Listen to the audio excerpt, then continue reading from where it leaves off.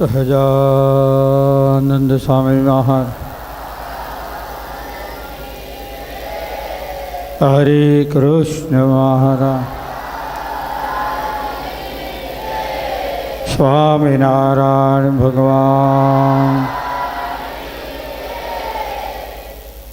તમને ભૂખ લાગે કા? ત્રણમાંથી એકોય અવાજ ન આવ્યો. વાહ વાહ. હા, વોટરપ્રૂફ પહેરીને બેઠા લાગે કા? ઈષ્ટદેવ પરબ્રહ્મ પરમાત્મા પૂર્ણ પુરુષોત્તમ ભગવાન શ્રી સ્વામિનારાયણ ઉપાસ્ય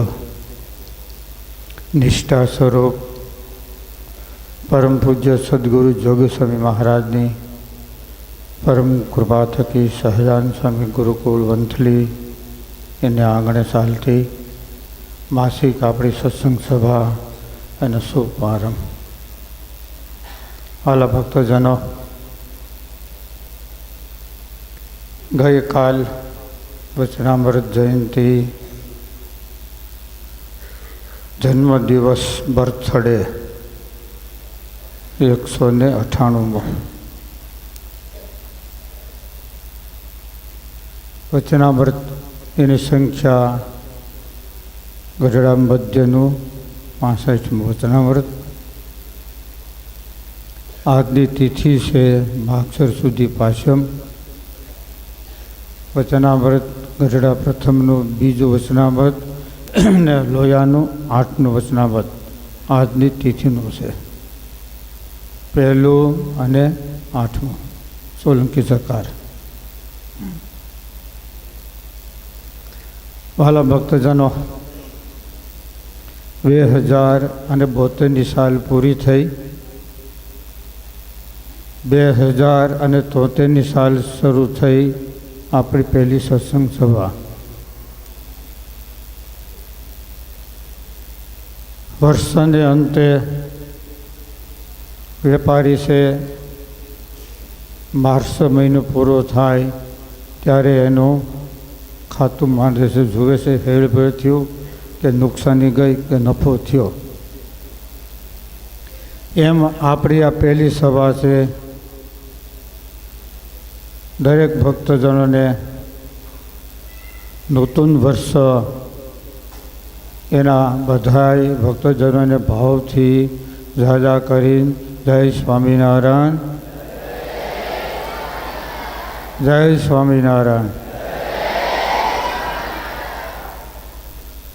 હાલો, ગયું ખાતું ખેડભેર કરવાનું. નવું ખાતામાં કેટલા ટકાવાળી આપણે લઈ છે એ આવતી સભામાં કા.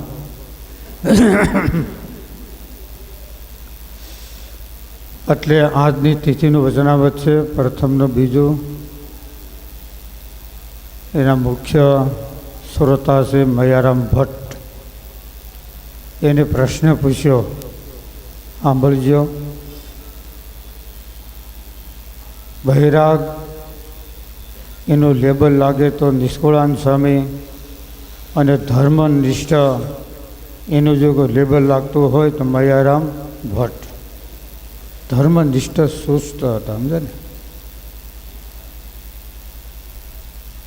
અનુભવ ઉજાસ. પ્રશ્ન કર્યો, હવે મહારાજ ઉત્તમ, મધ્યમ અને કનિષ્ઠ આ 3 પ્રકારનો વૈરાગ એનું શા લક્ષણ છે? સાંભળજો. થોડા ઝોલા ઓછા ખાઈજો મહેરબાની કરીને. મજા આવી છે કા? એવી શાંતિ થઈ જાય એટલે ઉપસમ અવસ્થામાં વહી જવાનું. 2 કલાક 3 કલાક તમારું કામ છોડીને આવ્યા છો તો આપણે થોડુંક સભામાં બેઠા આપણે સાવધાન રહેવું અને થોડું સાવચેત રહેવાનું. ઉત્તમ, મધ્યમ અને કનિષ્ઠ 3 પ્રકારનો વૈરાગ એના શા લક્ષણ છે? મહારાજ કે ઉત્તમ વૈરાગ જેને હોય એના પોતાના પ્રારબ્ધનું મળે તોય પણ એને છોડી દે.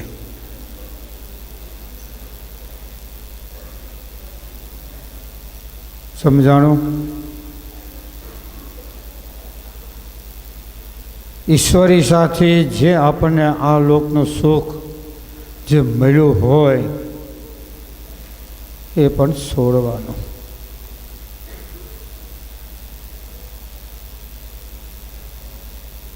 પોતાના પ્રારબ્ધને કર્મ અનુસારે બહારથી શબ્દાદિ પંચ વિશે સુખ પ્રાપ્ત થાય એને ભોગવે, પણ પ્રીતિ રહિત ઉદાસતકો ભોગવે.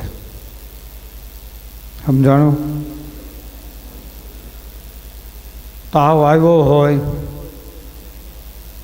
મોઢું કડવું થઈ ગયું હોય, ખબર છે ને? તાવમાં સરસ મજાનો શીરો, ઘી, ખાંડ, લોટ સરસ મજાનો હોય અને બનાવીને આપણે આપ્યો હોય ને તો એ ખાઈને તો કડવું લાગે એમ કે ખાનારો બીજો પડખે બેઠો ને એ એની ભ્રાંતિ ટાળવા માટે કે જો હું ખાઉં છું મને કડવું લાગતો નથી, પરંતુ એને તાવ આવ્યો છે માટે એને શીરો, હકીકત શીરો કડવો છે. બોલો જવાબ આપો. શા માટે?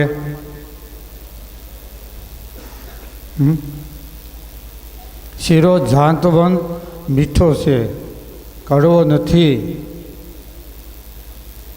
પરંતુ તાવ આવ્યો છે એને લઈને મોઢું કડવું છે માટે શીરો કડવો લાગે છે. સમજાણું? પોતાના પ્રારબ્ધ અનુસારે પ્રાપ્ત થાય તો એ ભોગવે, તો પ્રીતિ રહિત ઉદાસતકો ભોગવે.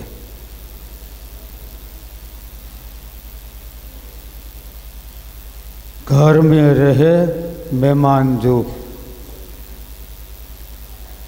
ઘરમાં રહેવાનું કેવી રીતે? મહેમાન હોય ને, ખાટલો પાથરી દો, નવું ગોદડું ગાડલું નાખી દો, ટેસડા હોય, પણ પાડી કે ગાયની વાસળી છૂટી ગઈ હોય અને ગાયને ભેંને ધાવતી હોય ને તો ભાઈડું ઉઠે નહીં. શું કામ? આપણે મહેમાન છીએ. ઘીરે હોય તો શું કરે? ધાવવા દે. એને એમ છે કે હું મહેમાન છું. બોલો સમજાણું? કાંઈ કે કંઈ નહીં. ઘર મેં રહે મહેમાન જો. હા, આપણે સંસારમાં રહેવાનું, પણ જીવમાં સંસાર આવવા દેવો નહીં. સમજાણું ને?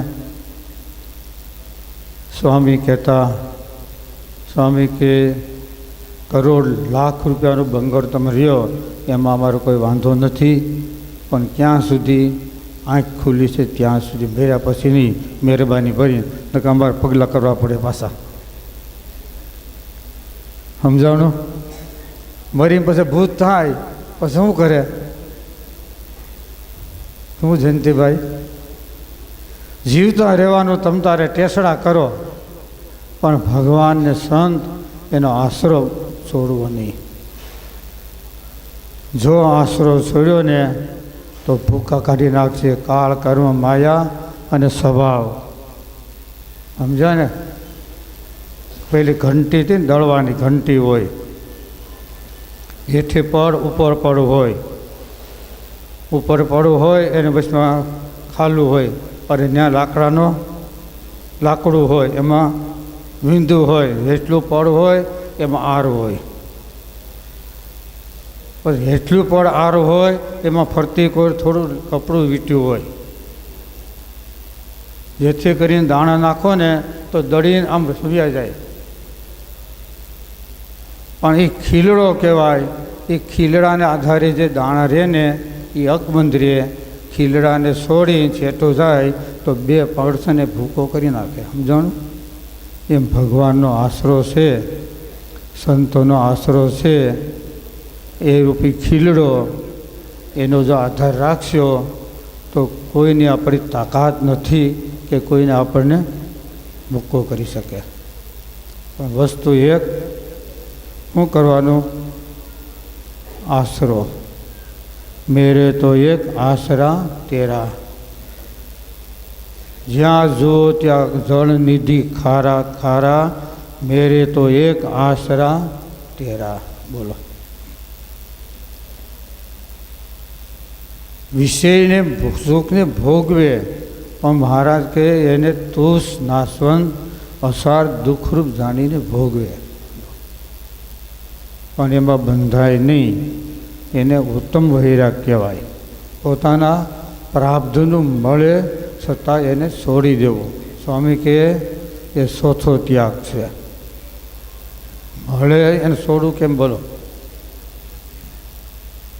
અને મધ્યમ વૈરાગ એને પોતાના પ્રારબ્ધ અનુસારે ભોગવે પણ એમાં બંધાઈ જાય. કનિષ્ઠ અને સામાન્ય વૈરાગ. સમજાણું?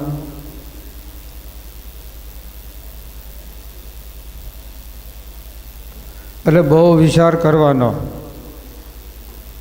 મૈયારામ ભટ્ટ એટલે શિક્ષાપત્રીની અંદર ભગવાન સ્વામિનારાયણે એનું નામ લખ્યું લો. બધા ગ્રસ્ત હરિભક્તો બતાવ્યો.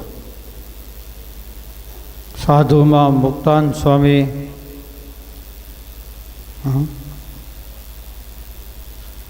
બોલો. મૈયારામ ભટ્ટ એ આદિ ગ્રસ્ત સત્સંગ.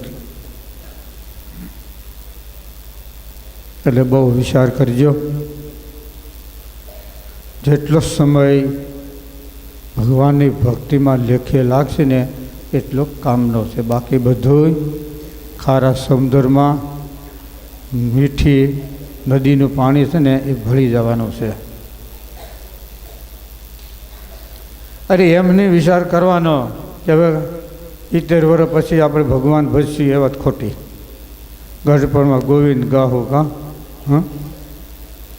ગુરુ રાજ મારા ગઢપણમાં ગોવિંદ ગાહો, પછી હું ગાવાના રહ્યા ભાઈ ભાઈ. જેટલું હાથે એટલું સાથે. પાછળથી કોઈ એમ નહીં કહેવાનું કે પાછળથી મારે મારે દાળો કરજો, ખીર નખાવજો. નહીં નહીં, જે છે એ આપણે હાથે ખુલ્લી આંખ છે ને જોતું જવાનું. સોલંકી સરકાર પછી માથાકૂટ નહીં. એટલે આજના જન્મદિવસ શિક્ષા વૈષ્ણવ જયંતિ એનો દિવસ છે. વાલા ભક્તજનો, જેમ બને વધારે સભાનો લાભ લ્યો. ઝાઝા ભક્તો જેમ આવે અને સ્વામી બાપાનો આશીર્વાદ બધા એના જીવનની અંદર ઉતરે અને દરેક પ્રકારે બહુ સુખ શાંતિ મળે. અને કોણ તો ભગવાને 1 લાખ મારી અને પાછા 2 હાથમાંથી મૂક્યા. શ્રાવણ મહિનો કોરો ગયો અને ભાદર મહિનો ભરપૂર.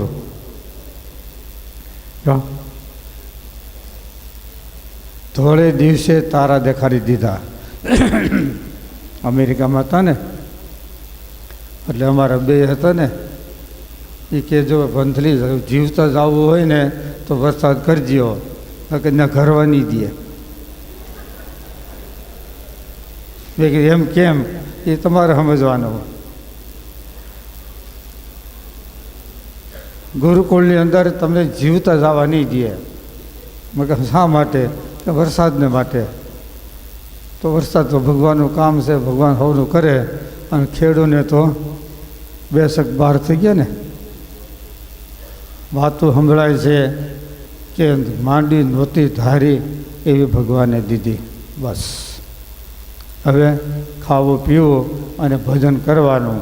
પછી બહુ ઉદ્માદ નહીં કરવાનું, સમજ્યા ને? નકર થોડું ખિસ્સામાં આવે ને તો ફૂલણજી થઈ જાય, મંડે ફૂલાવા. બહુ તકલીફ પડે, બીજું કાંઈ વાંધો ના આવે.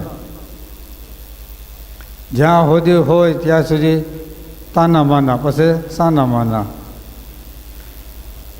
સ્વામી કહેતા ચોર હોય એના ઘરમાં અંધારું હોય ત્યારે હોય, અંજવાળો આવે એટલે ન હોય. એટલે સ્વામી કે ભગવાને આપણને દીધું છે મીઠું કરીને ખાવાનું. મીઠું એટલે સંતોષ માનીને. સમજાય છે ને? તકલીફ ક્યાં છે? પેટનો ખાડો બુરાઈ જાય છે પણ સાહેબનો ખિસ્સો છે ને એ ભરાતો નથી. ગમે હોય તમે વેપારી લ્યો, ખેડૂત લ્યો, રાજકારણ લ્યો, પ્રધાનનું લ્યો, જે લ્યો તે બધાય એવા મોટા ખિસ્સા કરી દીધા ને. શું ઘોડાસરા સાહેબ? એવા મોટા કરી દીધા ને તો ખબર ભરાય જ નહીં. આશા અને તૃષ્ણા આ વસ્તુ બે ભયંકર છે. સમજો ને? માણસને ખાવામાં ઘટતું નથી પણ મનસુબા એટલા કરે છે કે ન પૂછો વાત. એટલા બધા મનસુબા કરે છે. એટલે વાલા ભક્તજનો, ખેડૂત માટે સારું વર્ષ થયું, વેપારી માટે ભગવાન સારું કરે, દરેક પ્રકારે સુખ શાંતિ આરોગ્ય થાય એવી પ્રભુ પછી પ્રાર્થના. બોલો સહજાનંદ સ્વામી મહારાજ.